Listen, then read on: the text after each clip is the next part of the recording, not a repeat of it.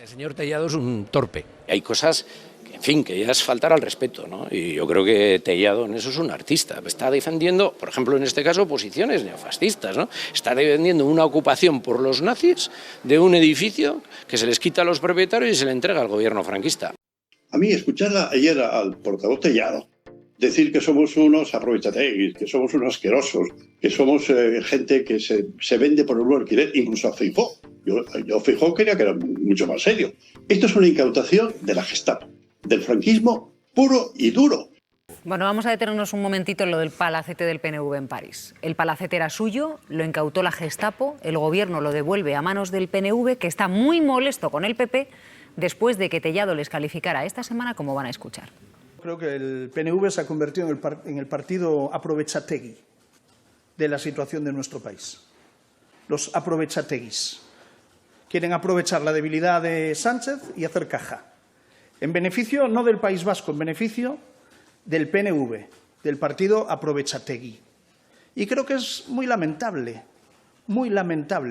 tanto por parte de quien cede lo que no le pertenece, porque es de todos los españoles, como por parte de quien lo exige y chantajea para mantener a un gobierno inapropiado al frente de las instituciones de nuestro país. Y en este sentido yo quiero ser igual de crítico al que chantajea como al que acepta el chantaje.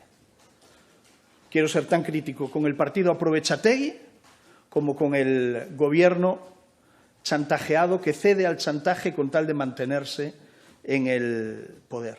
El señor Tellado es un torpe. Hay cosas que, en fin, que ya es faltar al respeto, ¿no? Y yo creo que Tellado en eso es un artista. Está defendiendo, por ejemplo, en este caso, posiciones neofascistas, ¿no? Está defendiendo una ocupación por los nazis de un edificio que se les quita a los propietarios y se le entrega al gobierno franquista.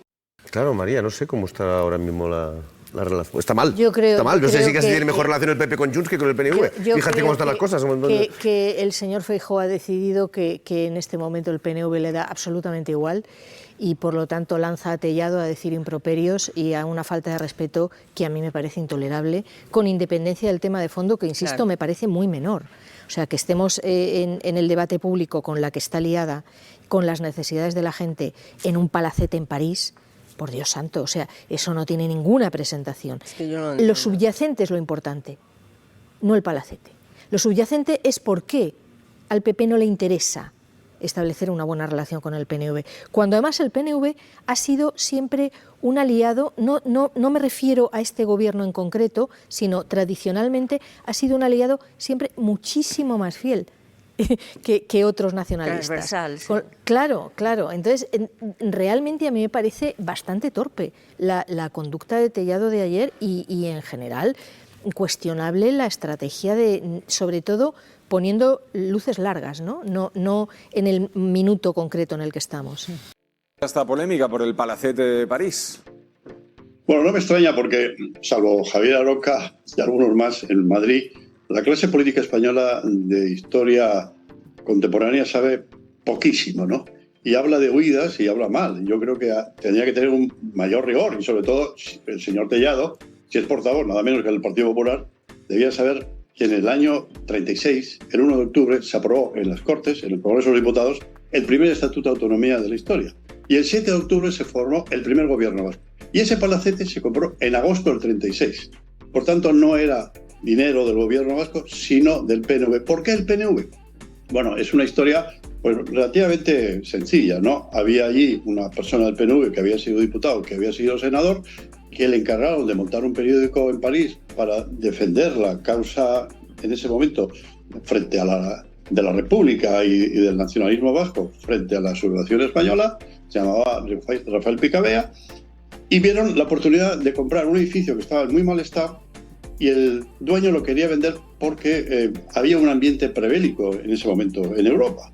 Y fue una oportunidad y lo compraron. Y para comprarlo llamaron a dos personas millonarias, todo el mundo tiene un tío en América, Francisco Belaústegui y Saralegui, uno en México y otro en Cuba. Y se compró ese palacete que no se puso a poner con el nombre del PNV porque no tenía personalidad jurídica y se puso a nombre de una persona del PNV que creó una empresa que se llama Finance Entreprise.